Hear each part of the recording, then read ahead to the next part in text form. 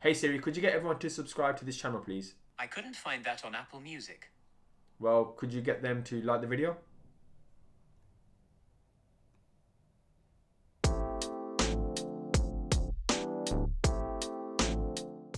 So coming up with arguably the coolest name a property channel has, The Anxious Investor, was not actually something that I had planned. In fact, I had some pretty poor names when I first started my property pages. I had No BS Property, which kind of just came across like Knobs Property when you put it together, and well, that lasted all of 2 minutes. Although I did get 20 subscribers there, so whoever you are, wherever you are, I'm here now and I'm very grateful. I also had Property Ventures, which was one of the first companies I brought my first HMO under. But even that got me thinking, this is quite boring. What makes me different? What makes me unique and stand out? And what's unique about me that nobody else can copy or take away? You see, everyone's a knob sometimes, and everyone's got their own property ventures going on or pursuing them. What makes me stand out from the crowd? And well, that in fact was anxiety. Now, rather than bore you about the struggles of my anxiety, this video is going to actually give you some tangible takeaways for those of you starting out in property who may experience some levels of anxiety. And we're going to break it down in the following fashion. Again, timestamps will be at the bottom. But first, we're going to look at the tips for investing if you're anxious. Secondly, how to network in property if you're anxious. And third and finally, we're just going to look at some fears and some anxiety hacks that have really helped me over the last few years. Now, being anxious is not exclusive to just my personal life. It's also something I experienced when investing. So it's almost like anxiety here, anxiety there, anxiety pretty much everywhere. That kind of rhymes. So let's get started. Tips for investing if you're an anxious investor. So there's probably a few ways you probably thought about investing in property, right? Either your family or friends have done it and you thought that looks pretty cool, or you've seen the gurus advertising it on Facebook and Instagram, financial freedom and all that jazz, or maybe even this video. Heck, you could have even read Rich Dad Poor Dad and said, F it, I'm gonna go get rich. Now, whatever your reason for doing so, it's absolutely fine. I'm not here to judge why you got involved in property. That's entirely your decision. But what I am here to talk about is how much harder the simple things are when you struggle with anxiety, and how, hopefully at the end of this video, you'll have some takeaways in order to manage it.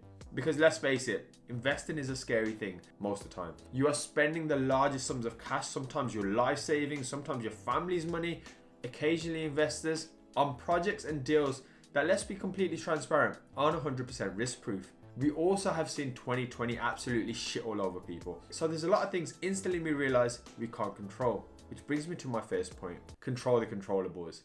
The better you get at this, I promise you, the less stressful your life will be, especially if you're a property investor. There are certain things we can't control. Solicitors taking forever, builders running off or rushing work towards the end of a project because they've got a new one lined up. Viruses stopping us from working because of lockdown. Plaster running out. And the quicker we can accept that we have no control to move our current position forward, trust me, the sooner you'll be able to rest a little easier. The second point, get awesome at controlling the things that you can control. So numbers, I speak a lot about numbers, but get your numbers right. Get your refurb costs down as accurately as possible. Get your holding costs written down. Get your entry and exit costs down to a T. These are really important. Now, of course, you won't get these perfect straight away. Maybe even after 3 or 4 years, you'll still make the odd mistake. But the better you are at costing, the less anxiety you will have around messing up things, especially if you increase your contingency and do what I do, which is always look at the worst case scenario. And the third point, practice the basics of exercising, meditating, eating well, hydrating, smashing some Health Excel, which are some of the best ingredients in the world to help ease cortisol and help your overall physical and mental well-being. And even journaling. Now, these may not sound like property related things, which, well, they kind of aren't. But if your mind and body aren't right, a project and its profit, I promise you, are worthless. Next up, I want to talk about how to network in property if you're anxious. This is me, the anxious investor. Now, one of the most daunting things for me, as someone who struggles with anxiety most of my life and a natural introvert, was networking. The thought of having to go into a room and then try and strike up a conversation or hope that everyone isn't already in one, so at least you can make eye contact with that one loner across the room, was the worst thing in the world. But I would always try, even though I hated it deep down and really struggled to be myself. I always felt like everyone was watching me. But then I read something and it literally changed all of that. The spotlight effect. Now, the spotlight effect is a term used by social psychologists to refer to the tendency we have to overestimate how much other people notice about us. In other words, we tend to think there is a spotlight on us all of the time, highlighting all of our mistakes, all of our flaws for all the world to see. By the way, I took that straight from Google because they said it so much better than I could have ever explained it. So by simply recognizing this, it will massively, hopefully, help you at least realize that the spotlight isn't on you. The second point, stick to networking in smaller groups.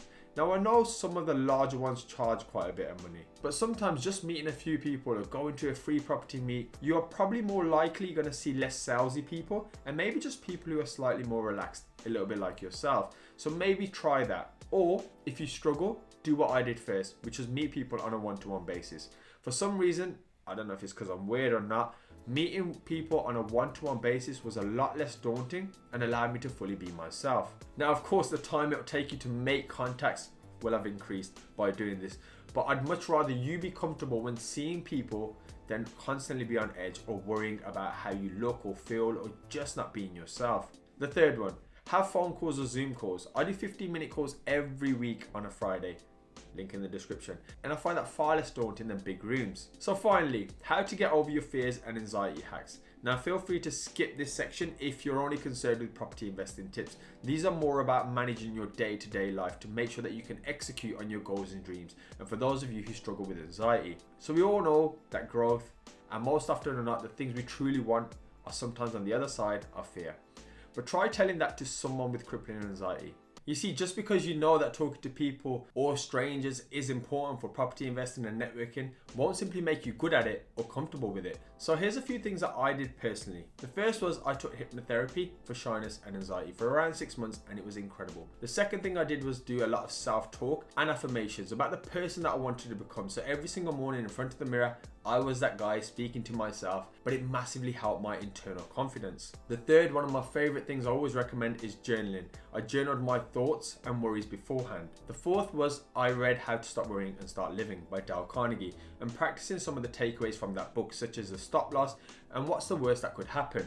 Then my final point was I realized that if I wanted my dreams to come true, I had to go and execute, or I wasn't allowed to ever give myself excuses, which honestly motivated me immensely. Now, as for hacks, I don't think anxiety is that easy to settle, and I don't think you can simply just solve it, but you can learn to live with it. I live with it.